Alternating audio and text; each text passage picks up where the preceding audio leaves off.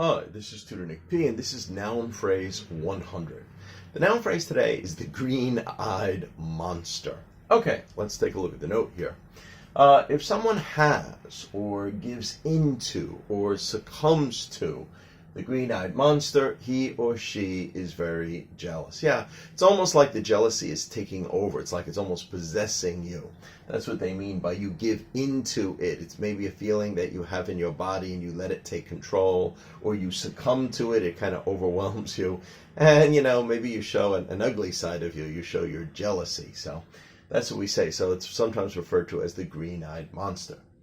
Okay, let's continue here. The origin of this term is believed to come directly from Shakespeare. There are two sightings, or at least two sightings, there may even be more, in The Merchant of Venice. The character Portia, I did read this one, it was very good, refers to the green-eyed jealousy. So that's one way he uses it.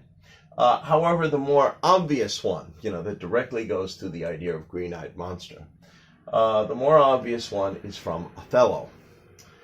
Here is the quote from the character Lago. Oh, beware, my lord. Remember, lord, that was a title for nobility, people from nobility. So that's why he's saying lord here. This doesn't mean God or anything. This is a reference to someone from nobility.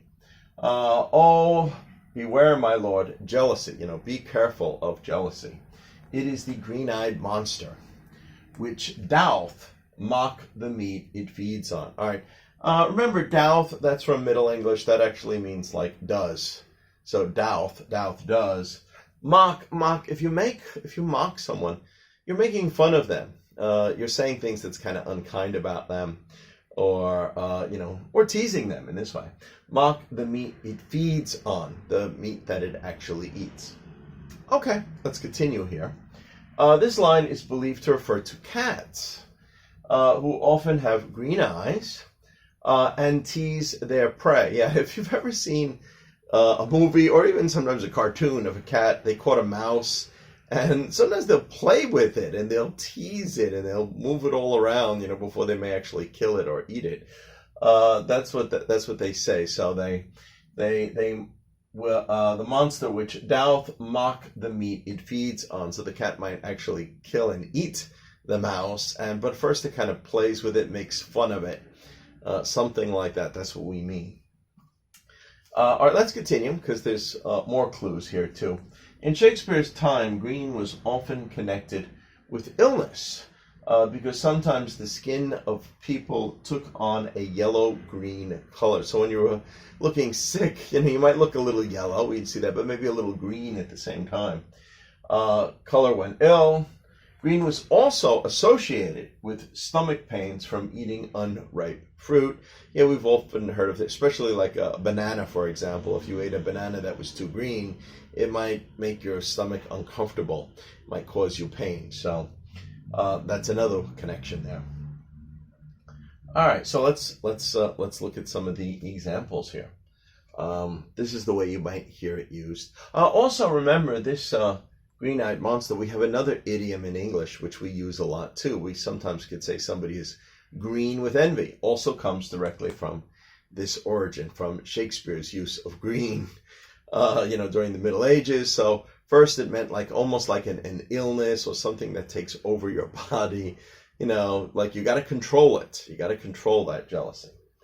So let's look at example number 1.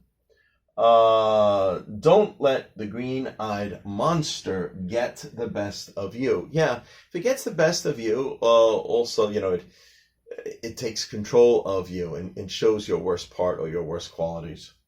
It is not Sally's fault that Tom is attracted to her and not you. Yeah, this is a case where maybe some girl likes a guy and she's really jealous that guy really doesn't like her, likes another girl. So we might use it that way. Or number 2 here, don't give into. So again, both times you're giving into, or you're letting something get the best of you. You're not controlling it, because we probably deep down, a lot of people might have some jealous feelings, but you got to try to control them. Don't give in to the green-eyed monster. If your neighbor buys a big, beautiful boat, So what? So what? It's not your business. Plus, maybe he's putting himself into debt just to get it. Yeah, you never know. If he can afford it, you can't. Well, that's the way it is. Don't give in to the green-eyed monster. Don't have that jealousy. Just let it be. Go on. Or at number 3 here, Jane is letting the green-eyed monster appear. This is another way we might use it. You can see the jealousy all over her face. Okay. So now you got it. You know that you do sometimes hear the noun phrase, the green-eyed monster. You also may hear the idiom that somebody is green with envy. Although green with envy, I think, is used in a little bit of a lighter or less serious sense. Green-eyed monster sounds a little bit more serious, like somebody has lost control and let this jealousy kind of just take over them, and not in a good way, in a bad way.